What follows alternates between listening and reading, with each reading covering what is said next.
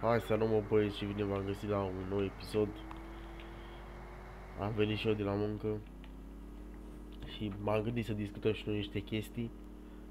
Nu prea știam sincer ce să filmez, m-am tot gândit că dacă o să pun numai raport în Hitman, în FBI, în astea, o să devină canalul monoton. Și nu vreau să-l bazez numai pe let's play-uri, vreau să discutăm și chestii legate de Samp. Cred că pot să-mi dau cu părerea ca jucător. Nu știu. Pot să mă autonumesc veteran pe jocul ăsta, că joc de 11 ani. Am vreo 7000 de ore, 1000 de ore cel puțin jucate. Și vreau să discutăm așa, dacă credeți că mai are Samp-ul vreo șansă.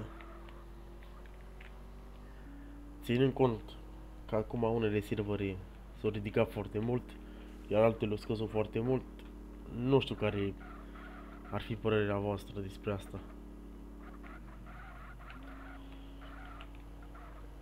Destul de obosit, nu am toate cuvintele în cap, nu vin foarte repede, deci dacă fie un videoclip mai diversificat și o să trec de la un subiect la altul, mă scuzați, îmi pare rău.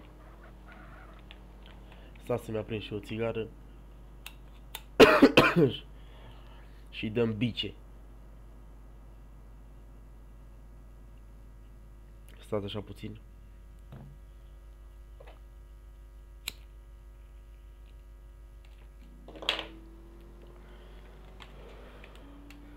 Da, mă băieți și fete, că am văzut că se uită și fete. Mulțumesc, Corina, pentru comentariu.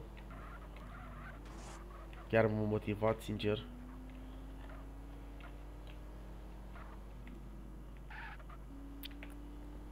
Astăzi am vrea să discutăm despre serverele care sunt acum și serverele care urmează să fie deschise. Bănuiesc că știți de serverul Awake, la care lucrează în fiecare zi pe live, care o să fie clasic.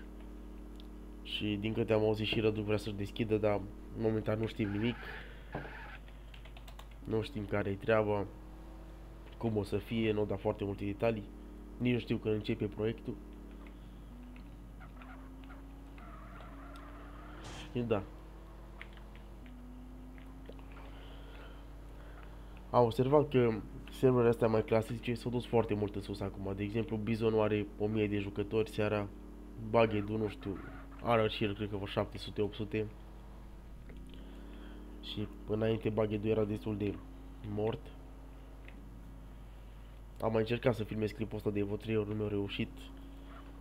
Tot am dat dintr-un subiect în altul, nu mi-a plăcut, am închis filmarea. De data asta cred că îl postez așa. Nici n-am foarte multe chestii de discutat.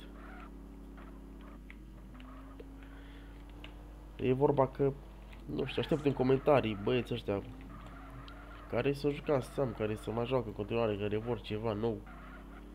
Dacă v-ați apucat de serverele astea care se deschid, să jucați și voi ca înainte, frumos, fără nicio chestie care necesită bani, să fie toată lumea egală.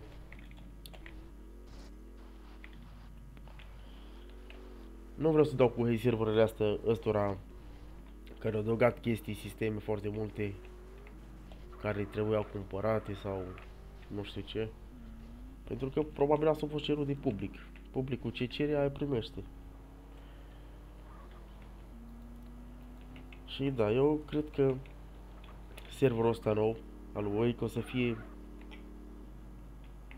ultima șansă a Sampului, dacă revie, sau îi facem părăstați de 40 de zile. Mă înțelegeți ce vreau să zic? Scuzați free drop-urile, habar n-au de la CEZ, habar n-am, nu știu. Dar să discutăm despre serverul ăsta nou. Poate, probabil v-ați uitat pe live la Wake, că face fiecare seară, adaugă chestii vechi, cere păreri oamenilor care se uită, voturi, încearcă să-l facă cât de cât pe placul tuturor. Dar mă rog, oricum dacă ar fi vechi, eu cred că ar fi pe placul tuturor. Pentru că așa ne-am apucat de samp, așa o să ne jucăm din nou. Că îți vine chef să te joci din nou, să faci, să muncești ca nebunul pentru o mașină, pentru una alta. Și cum a spus-o și el, chiar dacă te joci o lună, două la început, îți faci ceva bani, îți iei o mașină când te lași, poate, după aia când te rezoci pe server, mașina are aceeași valoare. Nu ca pe altele, că ai cumpărat în Infernus, când nu erau băgate sisteme, te-ai lăsat după 3 luni când ai intrat, aveau alții Infernus VV Plus, mă rog, înțelegeți voi, sistem Rainbow, și Infernus tot nu mai valora nimic. Uitați că am și bobuit, m-am luat aici cu gânturile mele din cap, că știga vocile. Și am văzut și pe TikTok, că asta mă inspira mai mult să fac videoclipul ăsta, niște conturi cu samp, chestii vechi, și foarte multă lume scria în comentarii că ce mișto era atunci, că ce s-ar juca din nou. Și eu înțeleg pe oamenii ăia că nu s-ar apuca pe un server de ăsta când ei au jucat pe clasic toată viața lor. Că mulți au jucat poate din 2014 până în 2018, când serverele erau cam aceleași, fără sisteme, fără chestii de-astea. Și e ciudat la om să se apuce acum pe un server cu atâtea chestii.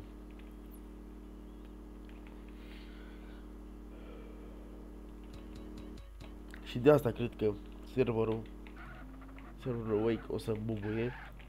Și chiar dacă poate, îți dai seama că primele zile o să fie full. Sperăm că o să fie full. Eu cel puțin sper că asta o să reînvie sample. Da, ca orice server, după câteva zile, o săptămână, două de la deschidere, nu o să mai fie așa full. Că nu mai suntem în 2016 să fie toate serverele full. Am crescut și noi, avem și alte chestii de făcut, nu putem să intrăm în fiecare zi sau să fim 5-6 ore pe joc. Dar o oră, două, tot găsești să joci.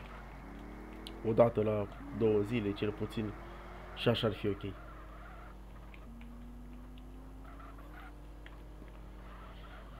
Și da, serverul, dacă după o lună, două de la deschidere o să ajungă la 500 de playeri, 600 de playeri, tot e mult mai convenabil să te joci, că știi că toți au început de la zero, toți aveți șanse egale la chestii.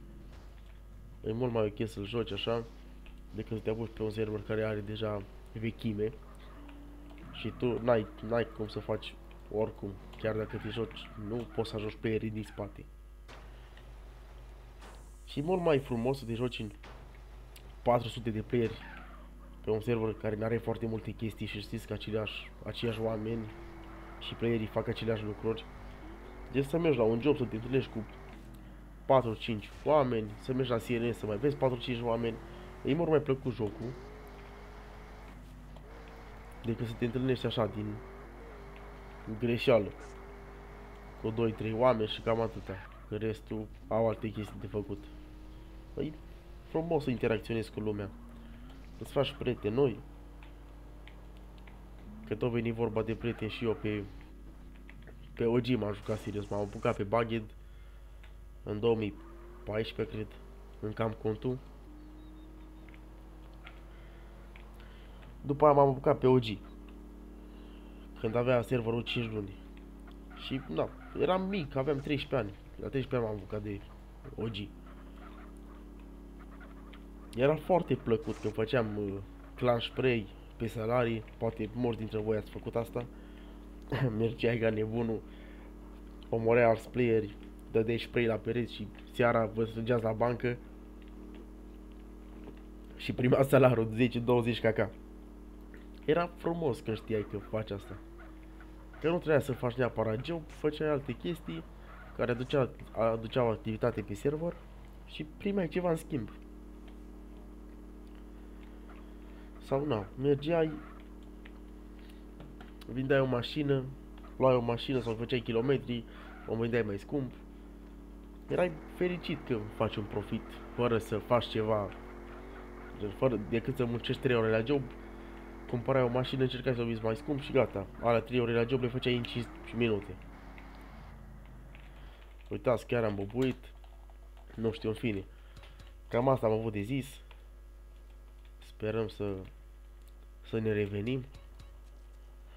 Îmi dați și mie un like, o abonare, ceva, un subscribe. O abonare, un subscribe, hai că am vorbit și eu. Vă mulțumesc pentru vizualizări la clip, pentru like-uri. Poate că o să postez și mâine alt videoclip, că de asta nu sunt foarte mulțumit. Da? Da. Am să mă împărtășesc gândurile cu voi. Vă pup, salut!